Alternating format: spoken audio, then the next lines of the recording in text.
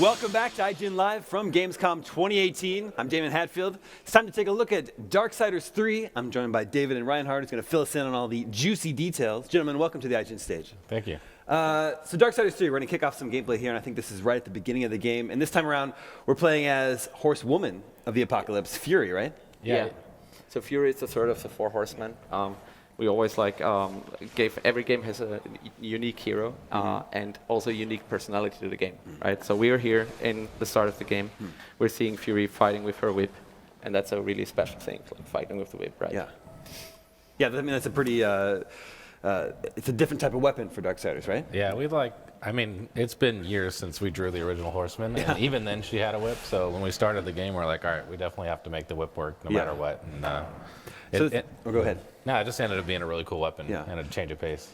So this is the start of the game, and it looks like we're here on Earth, right? Yeah, we wanted to get back to Earth. The second one kind of went fantasy. It went into like the underworld and all these other crazy worlds, but we loved that sort of like destroyed Earth, angels, demons fighting over the carcass of mankind feel of the first one. So we went back to it for the third one.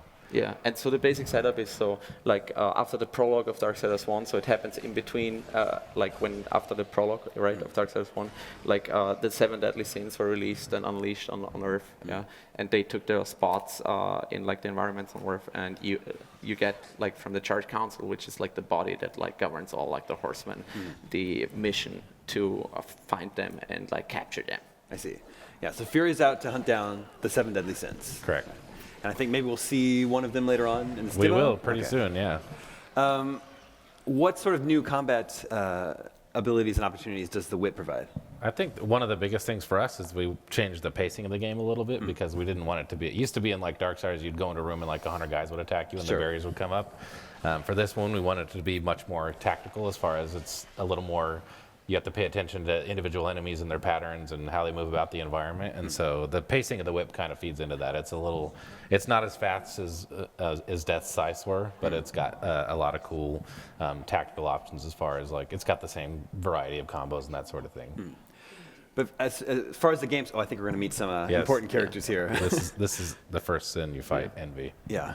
So you're 2 minutes in the game, you have a boss fight, you fight the first sin. Yeah. I love it. Keep things exciting. Yeah. So what do we need to know about Envy?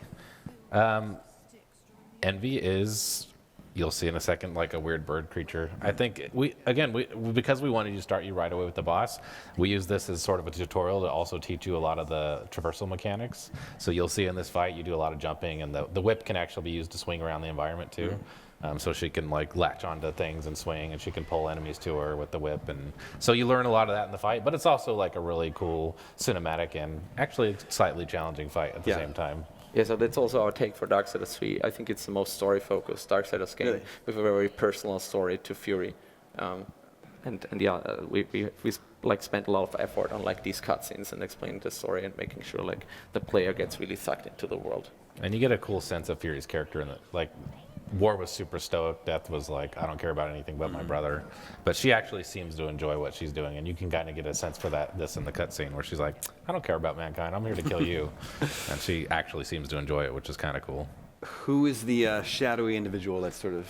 That's her watcher. So War had a watcher in Darksiders 1, which was voice acted by Mark Hamill, which was kind of cool. And then Death didn't have one because he was off kind of doing his own thing. Gotcha. And she, of course, because she's doing the bidding of the council, she has a watcher that follows her around as well. Envy kind of reminds me of the Skeksis from the Dark Crystal. Yeah, a little bit, yeah. That was kind of the inspiration. Yeah, that's very cool. It's true we'll actually get to see War and Death at least one point in this game? Yes, you saw it in the gameplay trailer. We just released a little scene where Fury meets with War and Death. Yeah, but that scene has a little secret that we haven't talked about. Really? So that will be so cool when people see that actual scene in the game. Yeah, that's a super cool cutscene. So this is the first boss of the game then? Yeah, and you can see she's jumping around. You got to jump over attacks. She's about to do a cool move where she smashes through the floor, and then you'll see Fury do a bunch of her traversal mechanics to just get around the room. Cool. So boss fights are really they have different phases, and you need to understand what's going on. Yeah. So are you using this as sort of a tutorial section as well? Yeah, exactly. We also just wanted every fight to be memorable in some way. Hopefully in this one, you're like, oh, it's the one where she smashed the floor and did all this crazy stuff. But we kind of approach every boss with that sort of thought in mind. Hey, we want a player to be able to walk away from this and remember some cool element of this boss fight. So you being able to use the whip for traversal, does that sort of change the way you're designing environments? Because you want to like provide opportunities for players to swim around. I think what we try to do a lot in this game is to make stuff a lot more organic as far as when you do traversal, when you do puzzles, when you do combat. And so like the whip, for example, it's actually the same input as when you attack. And so when you jump and just hold the same button, you swing.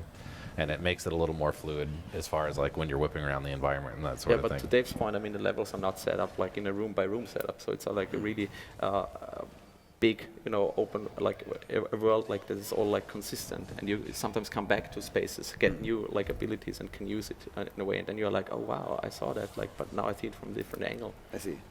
How open is this world? Is this a fully open world game, or is it a little bit more? It's open in the sense that you kind of have the freedom to explore around however you want, and actually several of the sins you can kill in any order you want. So there's not like you got to kill this and this and that.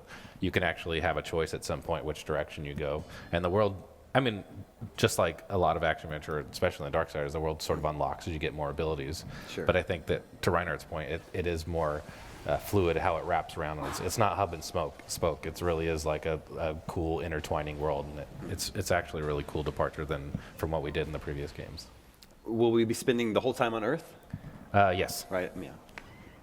Barring, I was trying to get any spoilers. But there's a whole bunch of cool stuff. Yeah, gotcha. Darksiders is always like, hey, it's Earth plus. Yeah, okay, and there's stuff that you would never imagine would actually be on Earth, and we're like, hey, this is on Earth in our world. Yeah, gotcha. Looks like we've just about tackled Envy here. Yes. Yeah, so that's really cool because here she gets like a talisman of like the 7 sins, and with that, like, it has a gameplay element. So it's kind of like it serves as a guide and radar for like showing you where the sins are in terms of like, we don't have a minimap, so we don't show the exact place, but like giving you the right direction. I mean, as Dave said, like, you sometimes can decide in which order you want to take on the sins. Yeah, and this kind of is a little helper to where you go. Yeah, can you speak to the decision to remove the minimap? It seems like more and more games are starting to do that. I think one thing is that just the way the world is connected, it's really hard to represent on a minimap. 'Cause it's like, but also I think from a player point of view, sometimes a minimap can just give away a lot of stuff because there's a lot of hidden secrets in this game, and you'll be walking through them and you'll see something up on a balcony or like in an alcove, and you're like, hey, how do I get that? And if there was a minimap, it'd be like, oh, I just go here, there, and there. But you want to engage the player also more, like to feel like more connected and be like, read the world more. Yeah. Exactly. Is there any sort of guide or or compass on that's screen? that's what the amulet does. It basically it's a compass that points you towards the sins. Okay. And so, like I said earlier, at one point you'll see like 3 different sins on there because you can do them in any order you want, and it's just like, all right, which way do I want to go? And But are some of them more difficult than others? yeah, So it's like they are. Some of them might be much more difficult to tackle. early on in the Exactly. game. But I mean, it's kind of designed in a way that like it might be slightly more challenging to go this direction, that direction, but it's not untenable. Like you could still do it. I see. What about sort of collectibles and secrets, stuff to find? Is there a lot of that? There's a ton of stuff. We don't have the loot from like Darksiders 2, so it's not like weapons dropping on the ground and stuff, but we hit a lot more stuff in the environment. And again, that was to foster exploration. So if you'll actually see the stuff like hanging out a window or like that's hanging up on the ceiling, or how do I get there? How do I get there? Yeah, they're represented by the little like fires on the ground, for example, that we picked up here. Yeah. So the idea was really to make them stand out from the environment. Yeah. And they're all like fueled by magic anyway. So which is like, I mean, her character class instead of a mage. So everything, like all her weapons are like magically driven. Yes, so she'll be gaining more abilities, but does she gain additional weapons and armor? Yeah, she gets these things called holoforms. So one of them that we showed before in another video is her fire holoform. And every time you get one of those, you get a bunch of new abilities. Like with fire holo, she can fire jump, which makes her jump super high.